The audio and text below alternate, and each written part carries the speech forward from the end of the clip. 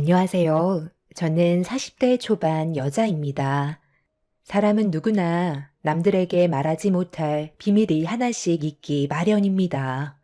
피를 나눈 가족이라 할지라도 절대로 알리고 싶지 않아 무덤까지 가져가려는 비밀들을 가지고 있죠. 그리고 그 비밀이 밝혀지지 않기 위해 온갖 거짓말을 끊임없이 하거나 더 나아가 사람이 해선 안 될 일을 저지르기도 합니다.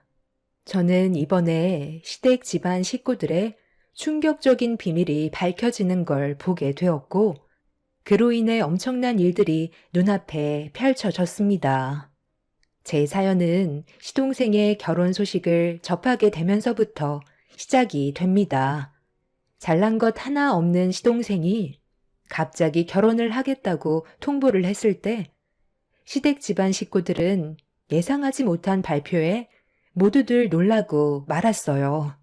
저는 시동생과 결혼을 하겠다는 여자가 뭔 생각으로 결혼까지 생각하고 있는지 이해를 할 수가 없었죠.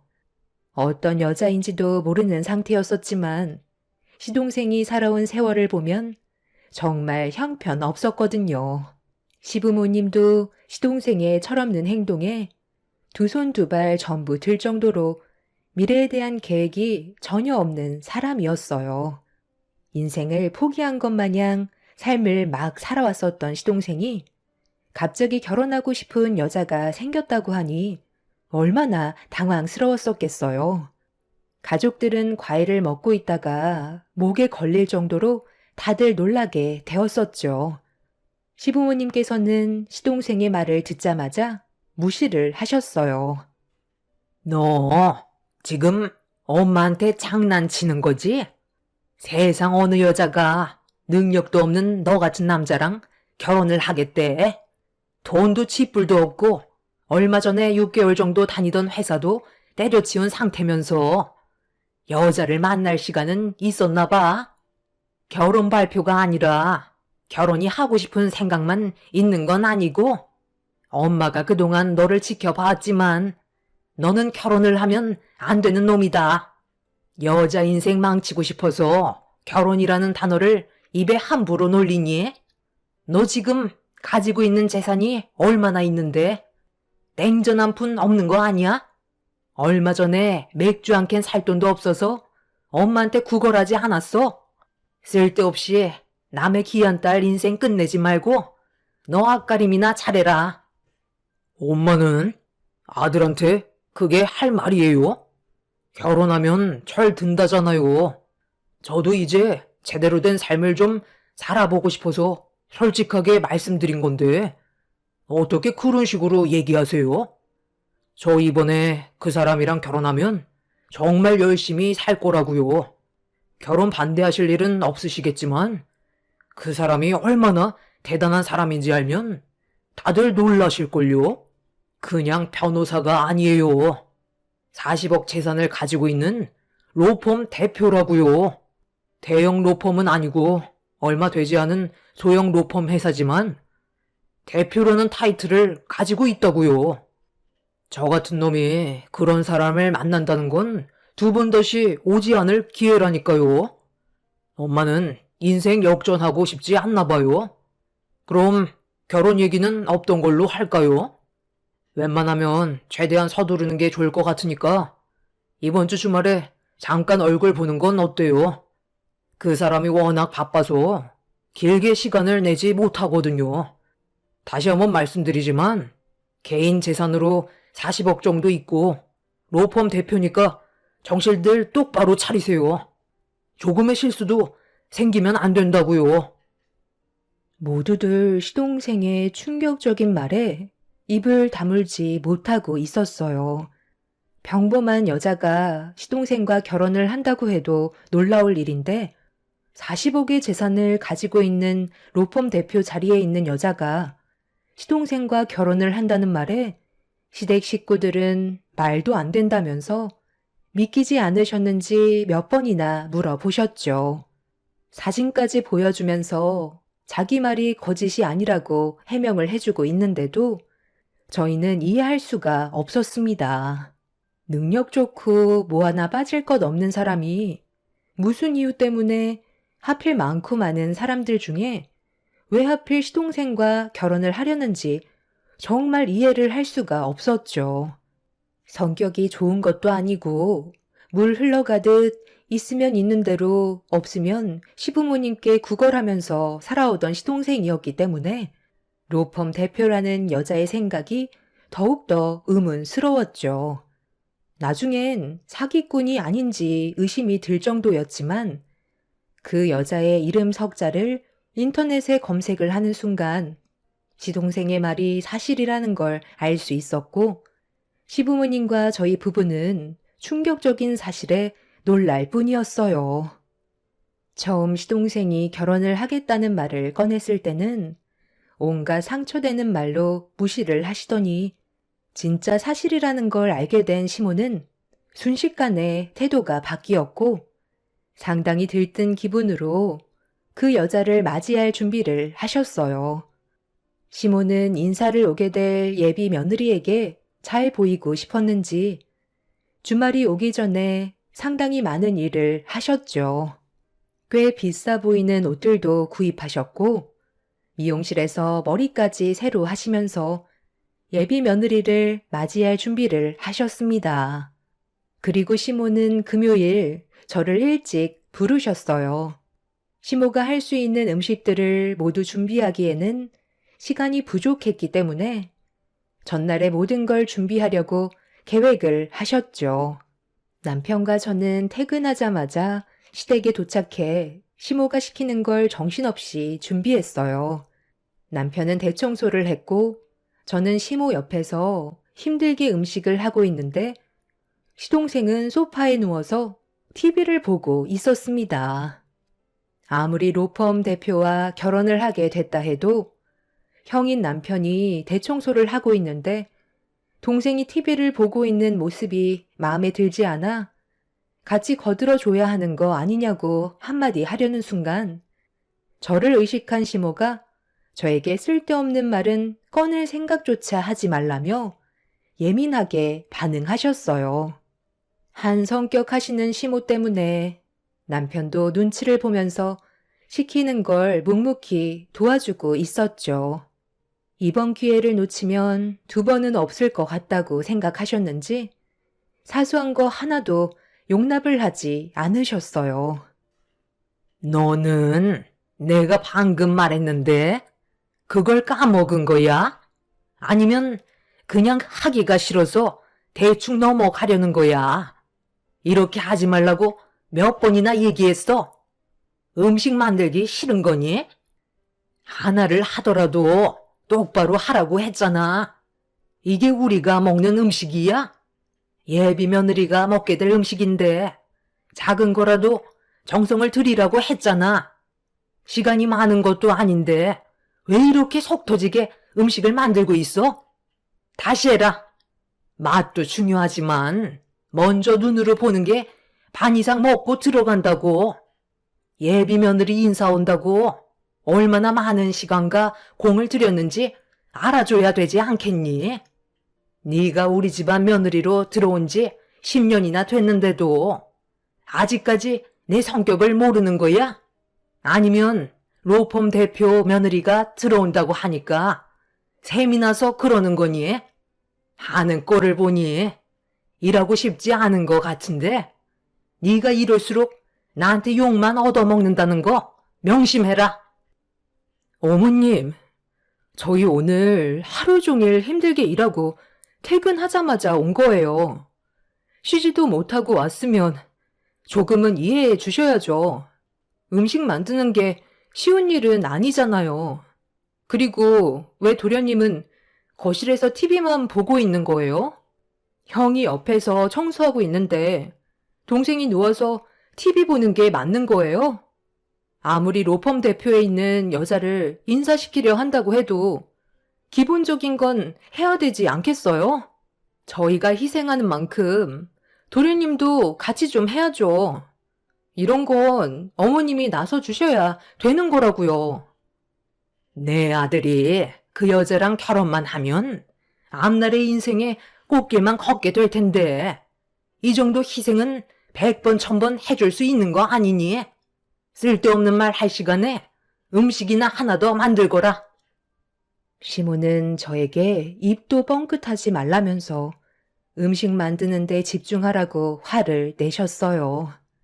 그때 다 때려치우고 남편과 함께 집으로 돌아가고 싶은 마음이 굴뚝 같았지만 한 번은 참았습니다. 그렇게 저녁 늦게까지 어느 정도 일을 끝낸 뒤 집으로 돌아올 수 있었어요. 남편도 기분이 좋지 않았던 게 시동생이 고맙다는 말 한마디 해주지 않았고 저희가 희생하는 걸 당연하게 생각하고 있었죠. 남편은 결혼을 못하게 되면 가만두지 않을 거라고 단단히 벼르고 있었어요. 남편은 쓰러지듯 잠이 들었고 저는 아이들을 씻기고 재운 다음 집안 정리를 끝낸 뒤 겨우 누울 수가 있었어요. 그리고 다음날 아침 일찍 다시 시댁으로 향했고 시간이 많지 않아서 그런지 시모는 바쁘게 움직이셨어요. 저 또한 시키는 걸 처리하느라 발이 보이지 않을 정도로 정신없이 돌아다녔습니다. 시댁 집안이 부유한 것도 아니고 지극히 평범한 일반 가정이기 때문에 로펌 대표라는 어마어마한 타이틀을 가지고 있는 여자가 며느리로 들어온다는 건 엄청난 일이었죠. 그렇게 약속한 시간이 되고 잠시 뒤 처음으로 예비 동서와 얼굴을 마주하면서 인사를 나눌 수 있었어요. 확실히 저희와 다른 물에 살아서 그런지 몸에서 풍기는 아우라가 달랐습니다. 그리고 머리부터 발끝까지 온갖 명품이 몸을 감싸고 있었어요.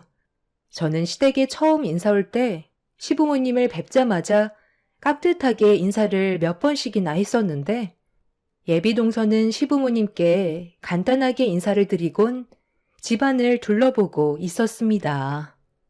시부모님은 예비동서의 분위기에 압도당해 말까지 더듬고 있었어요. 시모는 떨리는 목소리로 음식이 식기 전에 한 숟갈 뜨자며 자리로 안내했습니다. 도련님은 예비동서가 될 여자의 가방을 대신 들어주면서 왕을 모시듯 눈치를 보면서 주방으로 데리고 갔어요. 같은 사람인데 얼마나 능력이 다르냐에 따라 대하는 태도까지 달라지는 모습에 어이가 없었습니다. 그렇게 모두가 한자리에 앉아 로펌 대표의 예비동서를 뚫어지게 쳐다만 보고 있었어요. 무슨 말부터 해야 될지 몰라 모두들 얼어버린 상태였었죠. 식사들 안 하세요? 저 온다고 이렇게 많은 음식들을 준비하신 거예요? 음식 하나하나에 정성이 들어간 것 같아 먹기가 아까울 정도예요. 내 아들과 결혼하게 될 예비 며느리인데 이 정도는 당연히 신경을 써야죠. 아무래도 어려운 자리다 보니까 식사를 하는데 많이 불편할 텐데 천천히 들어요. 네, 말 편하게 하세요. 그래야 분위기가 어색하지가 않죠. 좋은 음식 앞에 놔두고 어려운 분위기에서 식사하고 싶지는 않아요.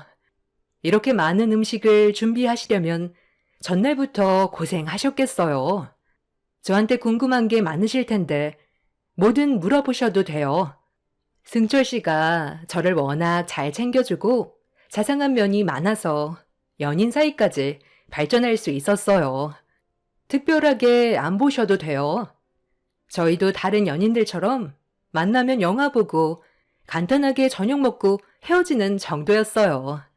제가 워낙 시간이 없어서 자주 얼굴을 볼 수 없는데도 그런 저를 이해해줘서 괜찮은 사람이라는 걸 알 수 있었죠.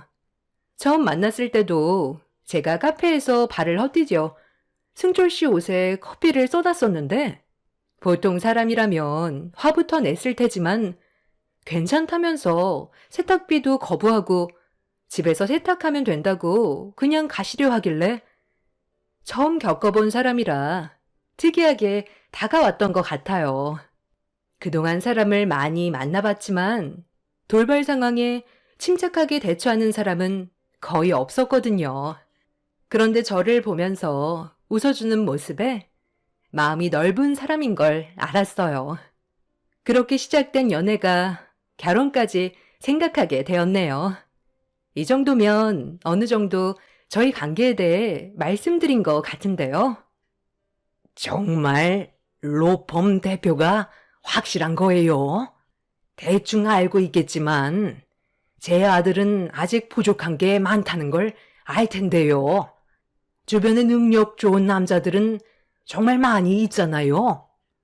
제가 능력 좋은 남자들을 만나지 않는 이유가 세상을 너무 잘 알고 음지에 물들어 있는 경우가 많아서 엮이는 상황을 별로 좋아하지 않아요. 그리고 제가 능력이 되니까 그런 거 전혀 신경 쓰지 않아요. 승철 씨는 변하지 않고 지금 있는 그대로의 모습만 보여주는 것만도 저는 만족하며 살아갈 수 있을 것 같아요. 예비 동서는 자기 가치관이 확실히 뚜렷했었어요. 그동안 살면서 본인이 원하는 남자가 어떤 사람이었으면 좋겠는지 이미 결정을 해놓은 상태였죠. 그리고 시동생이 예비 동서의 눈에는 괜찮은 남자로 들어왔던 거고, 그렇게 연인으로 발전이 된 거였습니다. 모두들 예비 동서의 말에 신기하게 쳐다보고 있었고, 대화는 점점 무르익어 가고 있었죠. 시몬은 정말 결혼할 생각을 가지고 있냐며 몇 번이나 되물었고, 예비 동서의 결정은 확고했어요. 시몬은 갑자기 어디까지 진도가 나갔냐면서 둘의 관계가 얼마나 진행이 됐는지 물어보셨어요. 시동생은 뭘 그런 걸 알아보려 하냐고 얼굴이 붉어져서는 당황해하고 있었죠. 예비 동서는 곧바로 손까지 잡아봤다면서 혼전 순결을 상당히 중요하게 생각하고 있었어요. 시몬은 예비 동서의 한마디에 많이 놀랐는지 표정을 감추지 못하고 있었습니다. 적지 않은 나이인데도 순결을 지킨다는 건 쉽지 않았을 텐데 예비 동서의 확실한 자기 관리에 시몬은 완전히 빠져있는 상태였어요. 요즘 시대에 혼전 순결을 지키는 여자가 드물다는 걸 알기 때문에 가족 모두 놀란 상태였죠. 예비 동서는 시간을 보더니 중요한 약속이 있어서 그만 일어나 봐야 할 것 같다며 시부모님께 인사를 드렸고 그렇게 서둘러 나가게 된 예비 동서의 뒷모습을 바라보던 시몬은 잠시 뒤 동네가 떠나갈 정도로 소리를 지르셨어요. 시동생이 정말 큰 거 하나 물어왔다면서 앞으로 돈반석에 앉을 일만 남았다고 기뻐 날뛰고 계셨죠. 그때 느꼈던 게 세상은 정말 가지각색의 사람들이 많다는 걸 알았어요. 그리고 인생의 변화가 갑자기 찾아온다는 것도 알 수 있었죠. 시몬은 최대한 빠른 시일 내에 상견례까지 잡기 위해 서둘러 일을 진행시켰고 시동생도 그걸 원하는지 예비동서가 저희 집에 다녀간 이후 최대한 빠른 시간에 약속을 잡았습니다. 그렇게 며칠이 지나고 예정대로 순조롭게 상견례 장소에 모두가 모이게 되었어요. 그렇게 양가 집안이 서로 마주보고 앉아 가벼운 대화를 시작으로 분위기를 좋게 만들고 있었죠.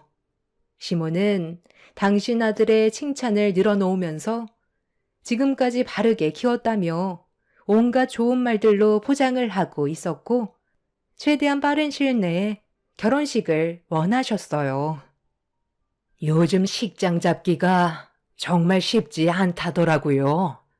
그래서 야외에서 식을 올릴까 하는데 괜찮으세요? 제 딸은 정원에서 결혼식 올리는 걸 원하고 있거든요. 네, 뭐가 됐든 저희는 상관없습니다. 결혼식도 중요하지만 서류에 도장 찍는 게 훨씬 더 중요한 거 아니겠어요?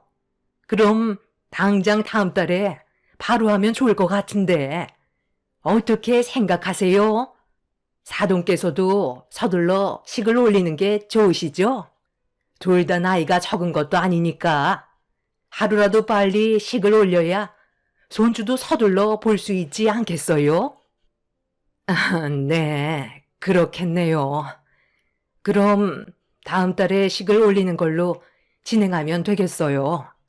저희가 지금 시간이 이제 30분밖에 안 남았네요. 여유 있게 스케줄을 빼려고 했는데 쉽지 않더라고요. 워낙 바쁘게 살다 보니 하루가 모자랄 정도라 죄송합니다. 궁금한 거 있으시면 뭐든 물어보세요. 제가 해드릴 수 있는 질문이면 답해 드리겠습니다. 아무래도 집 문제가 제일 크지 않겠어요? 제 아들이 아직 집을 마련하지 않아서 그게 걱정이긴 한데 앞으로의 계획이 어떠실지 궁금하네요. 네, 그건 걱정 안 하셔도 될 것 같습니다. 제 딸이 지금 살고 있는 집에서 같이 지내면 되는 거라 몸만 들어오면 되겠는데요. 50평대라 둘이 살기엔 딱 좋겠네요. 어머, 50평이나 된다고요? 엄청 넓네요. 더군다나 서울에 있는 아파트가 50평이나 된다면 상당히 비쌀 것 같은데 그쪽 시세는 얼마 정도 해요? 예비동서가 서울에 50평이나 되는 집이 자가로 있다는 말에 저는 너무 충격을 받아 아파트 가격이 얼마나 되는지 여쭤보기만 한 건데 갑자기 시모가 저를 이상한 눈빛으로 쳐다보시더니 잠깐 나와서 얘기 좀 하자며 화장실로 부르셨어요. 시모가 저를 왜 부르셨는지 전혀 알지 못하는 상태에서 뒤따라갔는데 화장실에 도착하자마자 몸을 돌리시더니 갑자기 제 뺨에 손을 올리셨습니다. 화장실에서 짝 소리가 울릴 정도로 크게 맞아서 저는 놀란 얼굴로 시모를 바라봤어요. 내가 아까 상견례장에 들어가기 전에 뭐라고 그랬어? 그냥 입 다물고 가만히 있으라고 했는데 심이 말을 잊어버렸니? 못 배운 티 내지 말라고 그렇게 얘기했는데 그걸 못 참고 면전 앞에서 아파트 가격이 얼마나 됐는지 그걸 왜 물어보는 거야? 그냥 가만히라도 있으면 본전이라도 찾지. 30분밖에 없다는데 네가 뭔데 황금 같은 시간을 빼앗으려 그래? 얼굴 표정 보니까 상당히 억울해하는 것 같은데 네가 이제 껴들 자리는 없어. 그냥 가정부 노릇이나 하면서 새며느리 비위만 잘 맞추면 된다. 일생일대의 기회를 너 때문에 놓쳐서야 되겠니? 식장에 발을 들이기 전까지 조금도 긴장을 늦춰서는 안 된다고. 저 집안 보니까 생각보다 상당히 어리숙한 면이 많은 것 같은데 이번 기회에 제대로 이용해서 나도 좋은 아파트에 입성해야 되지 않겠니? 내 아들한테 푹 빠져 있는데 콩깍지 쓰였을 때 주머니를 탈탈 털어야 될 거 아니야. 그러니까 말 한마디 조심하고 물어보고 싶은 게 있어도 너는 그냥 입 닫고 절대 열지 마라. 아무리 그래도 그렇지. 어떻게 제 얼굴에 뺨을 칠 수 있어요? 지금 얼마나 얼얼한지 아세요? 손바닥 자국이 선명하게 찍힌 거 보이시냐고요? 부잣집 집안에 거저 들어온다니까 아무것도 안 보이시나 본데요. 방금 저한테 하신 말씀 제 핸드폰에 전부 다 녹음되어 있거든요. 제 얼굴에 있는 사진도 찍어서 증거물로 제출해야 되겠어요. 제가 이렇게까지 당하면서 이 결혼 무사히 성사시킬 줄 아세요? 현장 녹취 끝났으니까 지금 당장 소장 쓰러 가시죠. 저도 감정 있는 사람이라고요. 저희 부모님도 제 얼굴에 손을 댄 적이 없었는데 어떻게 뺨을 칠 수 있으세요? 이런 식으로 행동하시면 오히려 역효과인 거 모르세요? 저는 너무 어이가 없고 화가 머리끝까지 올라와서 시모가 제 뺨에 손을 올린 행동에 대해 그냥 넘어갈 수가 없었어요. 이런 상황을 모두에게 알리겠다며 화장실을 나가려는 순간 시모가 당황했는지 제 팔을 붙잡았어요.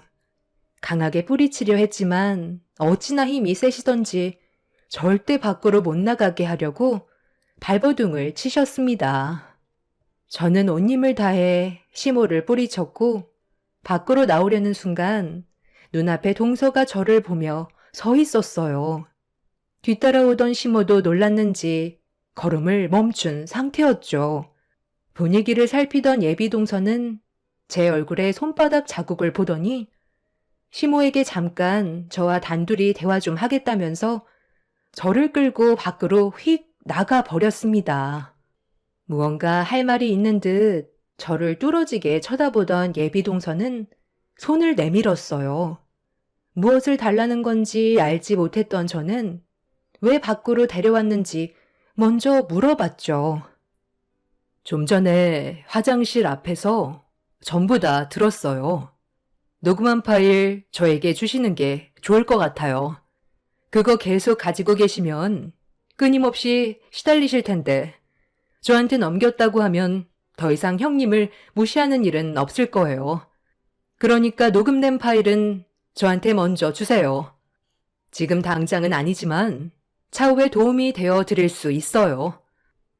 도대체 이런 집안에 왜 며느리로 들어오려는 거죠? 밖에서 다 들었다면서요. 저 사람들 전부 돈 보고 접근하는 거라고요. 배울 만큼 배운 사람이 그런 것도 몰라요? 알고 있어요. 저 로펌 회사 대표예요. 이 정도는 저도 충분히 알고 있죠. 제가 이렇게까지 하는 건 다른 목적이 있어서 그래요. 저 믿어주실 거죠? 예비동서는 지금까지 봐왔던 부드러운 눈빛과는 전혀 다른 모습을 보여주고 있었어요. 제가 알지 못하던 계획을 꾸미고 있다는 걸 알 수 있었고, 저는 그런 예비동서의 행동에 믿음이 가서 시모와 나누었던 대화 내용과 제 얼굴에 손을 올려 빨갛게 달아올라 찍힌 손바닥 자국의 사진을 넘겨줬어요. 그리고 동서는 저에게 걱정하지 말라는 한마디를 꺼낸 뒤 다시 상견례 자리로 돌아갔습니다. 저도 그 뒤를 따랐고 별일 없었다는 듯 행동하는 동서를 슬쩍슬쩍 보고 있는데 갑자기 핸드폰을 테이블 위에 올려놓았고 버튼을 누르는 순간 좀 전에 화장실에서 시모와 나눴던 대화가 흘러나오고 있었습니다. 저는 너무 놀라 사색이 된 얼굴로 예비동서를 바라보고 있는데 당황한 시모가 변명을 하려는 순간 예비동서가 시모의 말을 끊었어요. 그리고 진지하게 대화를 이어나갔습니다. 제가 제일 싫어하는 게 뭔 줄 알아요? 겉과 속이 다른 사람들이에요. 그런데 이런 일들이 있었다는 게 너무 놀랐고 저희 집안에 돈을 보고 접근했다는 거에 너무 큰 실망을 했어요. 나는 진심으로 다가갔는데 승철 씨는 그게 아니었나 봐? 나를 이용해서 삶을 바꾸려고 했던 거야? 내가 항상 하는 얘기를 벌써 잊은 거야? 나는 조금이라도 숨기는 게 있는 사람들이 싫다고 했잖아. 이건 나를 사랑하는 게 아닌 내가 가진 돈을 사랑한 거잖아. 아니, 그게 아니라 상견례 자리는 모두가 예민한 상태인데 갑자기 아파트 가격이 어떤지 그런 쓸데없는 질문을 하니까 나도 모르게 화가 났던 것뿐이야. 아파트 가격 물어보는 게 어때서요? 그런 질문을 하는 게 못 배운 티 내는 거고 뺨을 맞을 만큼 잘못한 건가요? 이 결혼 없던 걸로 하겠습니다. 잠깐만. 갑자기 이러는 경우가 어딨어? 이 문제는 우리 엄마랑 형수님과 단둘의 문제라고. 나랑은 전혀 관계가 없는 거잖아. 나는 당신을 정말 사랑한다고. 그래? 그럼 증명해봐. 내가 로펌 대표인 거 잘 알고 있지? 나랑 결혼하기 전에 있었던 일들에 대해서는 뭐든 눈 감아줄 수 있어. 하지만 결혼하고 나서 내가 모르고 있던 일들이 나타난다면 나는 당신뿐만 아니라 당신 집안 전체를 무너뜨리게 할 수도 있다고. 내가 그 정도 능력이 있는 걸 알고 있을 텐데. 갑자기 왜 이런 질문을 하는지 승철 씨는 알고 있잖아. 마지막으로 기회를 주는 거야. 결혼하기 전부터 찝찝한 건 너무 싫거든. 나한테 숨기는 거 조금이라도 있으면 이 자리에서 전부 다 말해줬으면 좋겠어. 나를 진심으로 사랑한다면 그렇게 해줄 수 있는 거잖아. 이미 뒷조사도 끝난 상태인데 승철 씨 입으로 직접 말하길 원했었어. 그런데 나한테 끝까지 말을 하지 않으려는 당신을 내가 어떻게 평생 믿고 살아갈 수가 있겠어. 기회는 한 번뿐이라는 거 명심해. 인생이 걸린 문제라고. 알았으니까 일단 진정 좀 해봐. 나도 잘 기억은 나지 않는데 당신한테 말하지 않았던 게 있어. 작년에 밤길 운전을 하다가 뺑소니를 쳤는데 그때 당시 나는 술을 많이 먹은 상태였고 사람을 둘이나 쳐서 너무 두려운 나머지 도망쳤었거든. 그쪽 근처에 공원이 있긴 한데 외진 곳이라 사람들이 잘 안 다니거든. 공원으로 가는 지름길인데 CCTV도 없고 어두워서 그 길을 꺼려하는 사람들이 많아. 그런데 하필 그곳에서 사고가 난 거야. 주변에 CCTV가 없다는 걸 알고 있던 나는 도망치면 죄를 물지 않아도 될 것 같아 그 사람들이 살려달라는 말에도 그곳을 서둘러 빠져나왔어. 나도 당신이 로펌 대표니까 이런 사실을 나중에 얘기하면 법적으로 해결해 줄 수 있을 것 같아 도움을 요청하려 했지만 도저히 말을 못 하겠더라고. 내가 신호 위반을 한 거고 음주운전에 뺑소니까지 했으니까 그런 죄책감에 한번 현장을 확인해 본 적이 있었는데 주민들의 신고로 응급실에 갔는지 그곳은 흔적도 없더라고. 지금쯤 아마 치료 잘 받고 있을 거야. 아, 그런 거였구나. 내가 예상한 대로 맞았네. 그쪽이 우리 아빠랑 동생을 세상 떠나게 만든 범인이 확실한 거였네. 네가 뺑소니 친 그 사람들이 우리 가족이었어. 나는 지금까지 그 범인을 찾기 위해 경찰도 포기한 걸 내가 두 발로 뛰어다니면서 언젠가 현장에 나타날 줄 알고 밤낮 가리지 않고 범인을 기다렸었어. 그리고 네가 현장에 아주 잠깐 나타난 걸 목격했지. 그때부터 내가 접근한 거야. 뭐든 확실하게 짚고 넘어가는 게 좋을 것 같아. 의심되는 사람들은 내가 전부 다 조사했었거든.